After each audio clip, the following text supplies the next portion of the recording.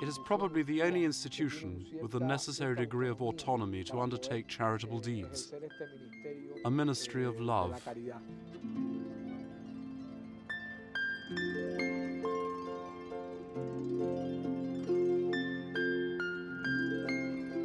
It is one of the very few spaces of freedom that exist, if not the only one.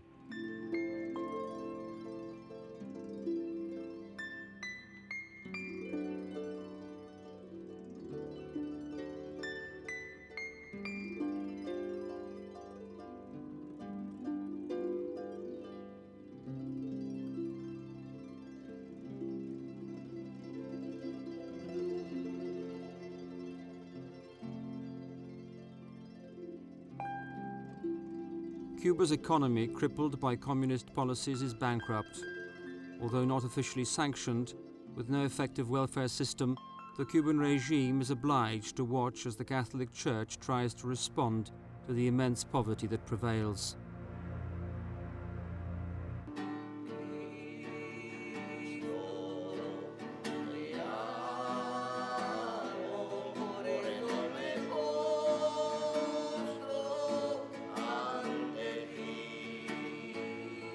One such instance is the care given by the Sisters of St. Vincent de Paul, who are exceptionally allowed to care for patients at Havana's St. Lazarus Hospital for lepers.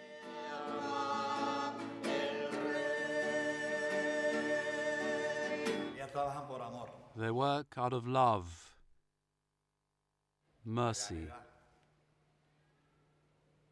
while other people do it for a wage. I mean, the way they think. However much they give, they do it because of what they bring to us and how they give.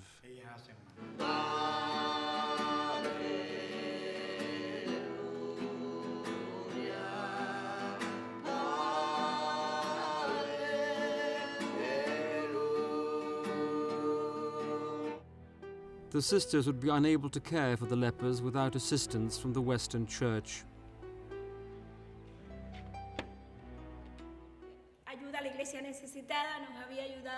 Aid to the Church in Need has helped us with a microbus, which the community uses to serve our patients when they are in need. It serves to bring bread for the meals we serve them, as well as to bring other things that we buy for them. And there is also the kitchen in our home, that was in a terrible state until it was repaired with the help of aid to the Church in Need.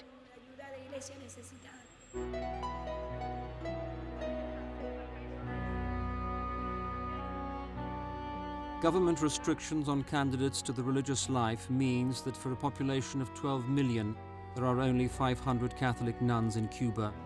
Time, therefore, is an enemy in their effort to reach Havana's most needy children.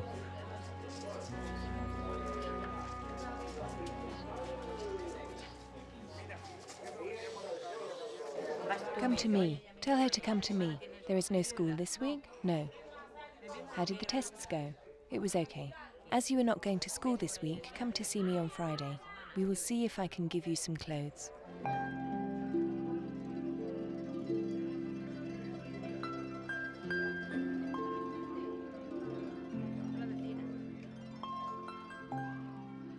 A further aspect of the Church's social concerns relate to its work with the elderly. Effectively unable to survive on Cuba's meager state pension, the elderly seek care and solace in the church-run soup kitchens, such as this one in Camagüey. It feeds 70 to 100 people on a daily basis.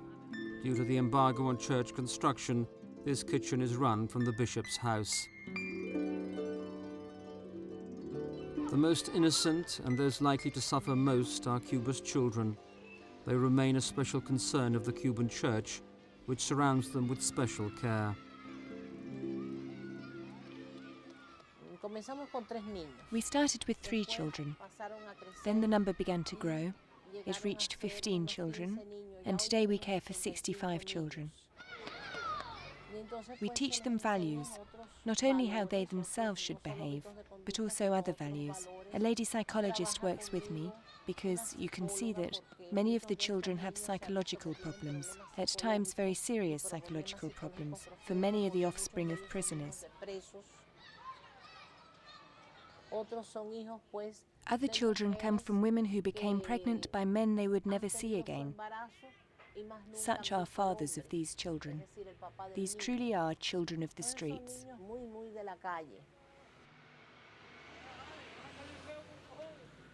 Convent sisters are not the only ones who work with the children. Lay Catholics also play a unique role.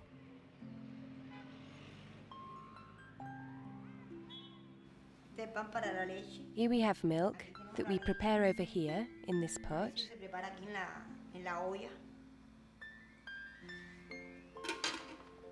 Mayonnaise for the bread. Good morning, come in, Andy.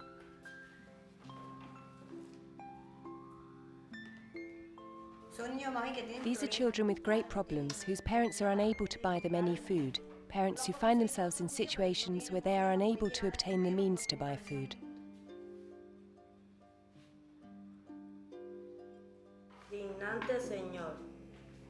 Good Lord, give all people enough to eat, each according to their need, so that we can all thank you together. Thank you.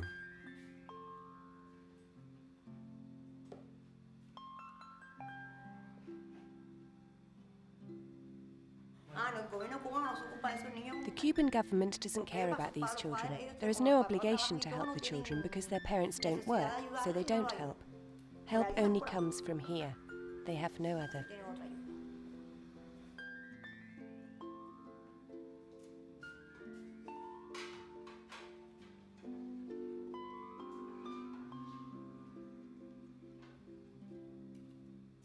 Although the social services offered by the church are vital to the community, the church's ability to act is very limited due to the continuing embargo on its activities imposed by the regime. The only way the Cuban church can continue to offer care is by relying on international Catholic charities, such as Aid to the Church in Need.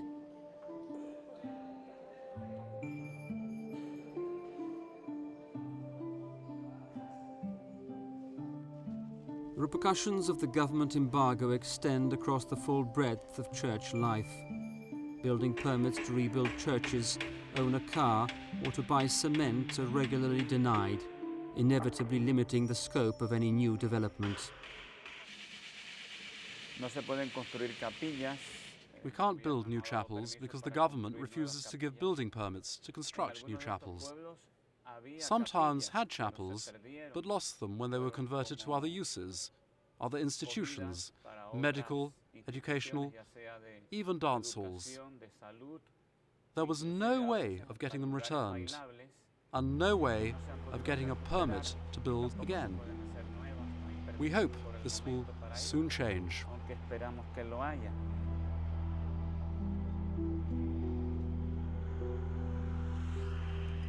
Many churches were destroyed like this one in the village of Lombilo.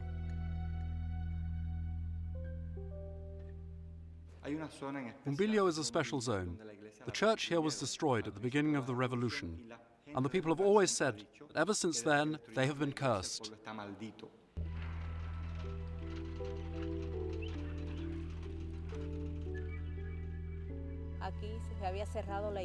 The church here was closed. It was taken over by the state, and then the church was destroyed. The local community of Umbilo was also destroyed. So anew the people asked with faith for a new church, and with their own means they built this small thatched house with their own efforts.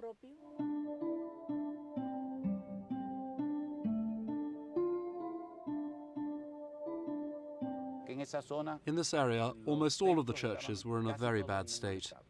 Some have been rebuilt, others have had new roofs put on, new benches installed, and so on. They are all up and running, though even when